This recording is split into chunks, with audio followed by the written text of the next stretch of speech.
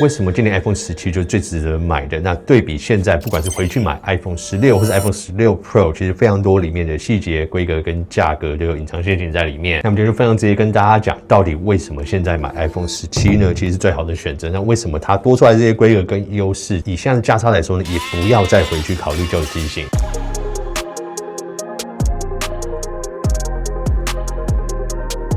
好，那首先我们会快速的分析现在的价格差距，那到第二半段我们再来讲现在这些机型规格上面的差异。所以你想要快速知道说为什么现在建议 iPhone 17的话，那看完第一半段就好。那如果想要知道它细节规格的差异，那再继续看下去。好，那首先呢，现在的 iPhone 17它的起始价格是29900，那很多人会去对比现在外面在卖的 iPhone 16，它起始价格是24900，那看起来好像差了5000块，对不对？但是其实它的起始容量是只有 128GB。那如果你今天要买到跟现在 iPhone 11一样的256GB 的话，即使在外面手机行上的价格还是到28900，所以其实只差了1000块。但如果你看完第二半段，他们直接多出的规格还有差异呢，你会觉得这1000块升上去的17太值得了。那再下一点，很多人会讲的就是 iPhone 16 Pro， 那现在外面最低的价格我们看到是32890，其实对比现在的 iPhone 17呢，还是贵了将近3000块，但一样它起始的容量呢是 128G。那如果你要买到跟像 iPhone 17一样的256G 的话，它的价格会来到36500、36600左右，马上差了6000多块。那你可能会想 Pro 系列多一颗镜头啊，还有它其他规格总是会好很多吧？但其实因为今年 iPhone 17多出了一些规格，我觉得在日常使用上可能对一般人而言会更加的实用。同时多出了 128G， 我觉得现在所有的相机嘛，你说今天不管是超广角或者主镜头，他们都4800万画素，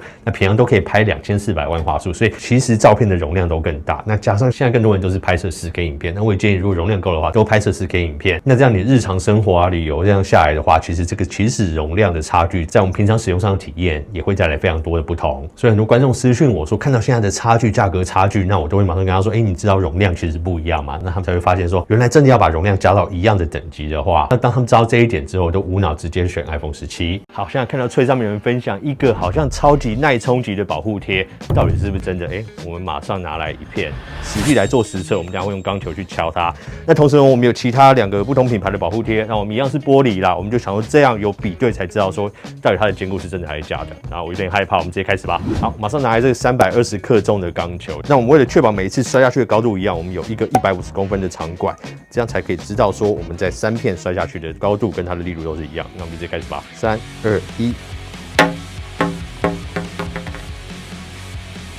对吧？玻璃，对啊，正常啊。说真的，我觉得这种测法太严苛了，应该没有保护贴会不破。那我们就看网络上那种谣传到底是真的是假的。好，第2片，可以看它的材质不太一样，会不会破？那第3片就是脆上面在传的啦，看到他们那个老板自己在那边敲砖不会破，我们来看是不是真的。好，3、2、1，他弹那么多下干嘛？拿起来了，真的没破这样我再一次，我们用边边一点。玻璃最脆弱的是4角，对不对？我们就把它敲3、2、1。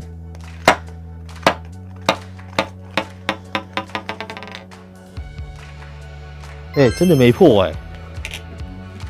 哦，好，来我们看看这边3片，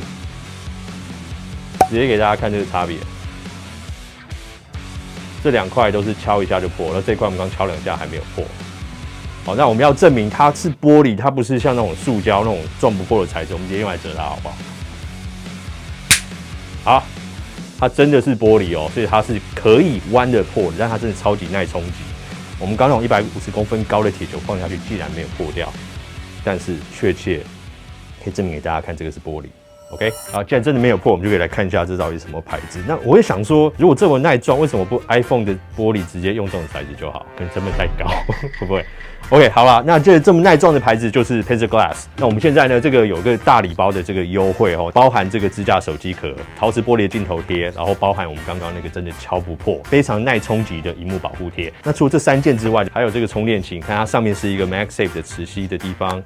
可以接在手机上面来充电。那另外呢，底部又还有一个 Type C 的接口。那另外还有一个手机擦拭的这个清洁液啦，所以这个总共5样呢，我们这边都有独家的85折优惠，我们把它连接还有折扣码都放在这边，大家快去买吧。那首先当然我们一定要讲到这次的萤幕，那 iPhone 17呢升级到120Hz， 那同时又有支持你的更新率呢，还有水显萤幕，那这一点现在都要在 Pro 系列才有。那现在你要买到 iPhone 16 Pro， 对比 iPhone 16 Pro 当然它是有这个功能，但是在 iPhone 16上面呢就是完全没有。那 iPhone 17 Pro 也一样有这个功能，但是呢，其实在萤幕的最高亮度上面呢 ，iPhone 17对比 iPhone 16 Pro 来讲，它的峰值亮度又多了1000尼特，所以这是为什么我都说啊，这次 iPhone 17的萤幕就是完全来到 Pro 的等级。那再来另外大重点就是它的电池续航力上面，官方数据影片最长播放时间是30个小时，那这个完全赢过 iPhone 16 Pro 跟 iPhone 16。那如果直接对比 iPhone 16的话呢，它上面影片最长播放只有22小时，那跟 iPhone 17差了8个小时。那 iPhone 16 Pro 呢也是27个小时，还是差了3个小时，所以你这样看起来，同样的规格下面，那对比16 Pro 平了6000多块。那再另外一个大强项，前置镜头升级到1800万画素。那这不只是像素的提升，因为它给你一个正方形的感光元件，让你不只拍得更广，那你平常在拍摄的选择上，也可以直接不用转动你的手机，就可以选择要拍横式照片或是直视的照片。那甚至在影片拍摄上面，都一样可以在手机直立或是横摆的时候，直接让你做出这样的选择。所以不管你是习惯自拍或习惯用前镜头来拍影片的人，那你就想说，你现在架好一个手机，那如果你突然想要改变你拍摄照片或影片的比例跟格式的话，你就不用再去重新架你的手机。我觉得这点超级方便。一样，这点是 iPhone 16 Pro 跟16都没有办法办到。那在背后拍摄镜头上面啦，对，虽然16 Pro 多了一颗长焦镜头，但是那颗5倍镜头，有些人觉得好用，有些人觉得不好用。那毕竟是5倍镜嘛，那它搭配的又是比较小的感光元件。那如果你今天不是会常用这颗镜头的人，基本上你算是可以忽略它。但是现在在主镜头呢，跟超广角镜头，其实17呢也给你到4800万画素。虽然说呢，他们主镜头的感光元件对比16 Pro 来说还是稍微小了一点，但除非你常常在暗处拍照，或是在暗处拍影片，不然在一般日常光源好的时候，其实它的表现还是非常的好。那超广角镜头目前看起来两颗算是非常的相似啊。那这一颗4800万画素，其实一般来讲呢，我们都还是用1200万画素来拍。那这颗超广角镜头的表现呢，我觉得就不能算说是太好。但今天你不管买哪一台，我觉得大致上都是一样，它都是在光源比较好的时候会比较堪用。那其他一个 Pro 系列多出来的地方，就它可以拍 4K 120 Hz， 那这个当然对事后要放慢是有帮助，但其实它可以拍到 4K 60帧，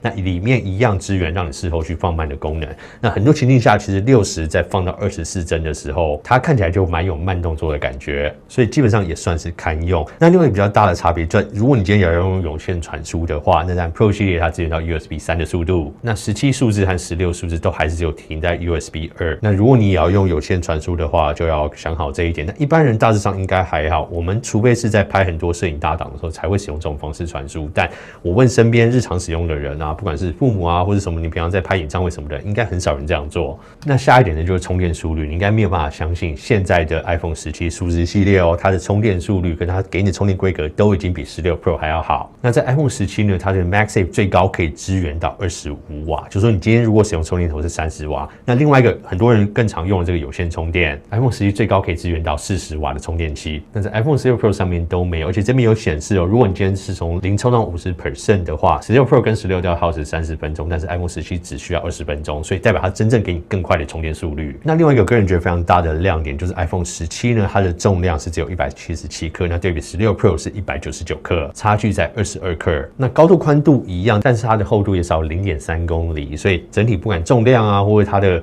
厚度的手持感都会更好。那另外在处理器的部分，那虽然 Pro 系列给你 A18 Pro 的处理器， iPhone 17给你 A19 处理器，那里面比较大的差异应该是在少一个 GPU 核心，但是呢，很多人在意的记忆体的部分，其实在 iPhone 16 Pro 上面也一样是只有给你到 8GB， 那 iPhone 17也是给你到 8GB， 那除非你买到像是 Air 啊或者17 Pro 以上的系列才会有 12GB 的记忆体，所以在这个部分的两者其实非常的相当。那下一点呢，就是在蓝牙传输上面，那因为这次 iPhone 17有使用新的晶片，它的蓝牙支援格式是 6.0， 那16 Pro 还是停在 5.3 而已。那刚以上是对比17跟16 Pro 系列，那如果你拿它直接去对比16系列的话，之间的差距又更大。那首先萤幕啦，6.1寸升级到6.3寸，边框更窄。那像刚讲的120 Hz Promotion 水显萤幕，最高亮度3000尼特。那前面的萤幕呢，也是使用超磁晶盾的第2代，听我的说法是更加耐摔，而且在防刮程度上面提升了3倍。那另外我觉得最关乎日常使用就是它的电池续航力，刚有提到嘛，在看影片的时候提升了8个小时，主镜头大同小异，但是超广角给你到4800万，除了给你更多的续航力之外呢，它也给你更快的充电速度。所以平常外出旅游使用上可以更加持久之外呢，你今天快速回到家、回到饭店要充电的时候，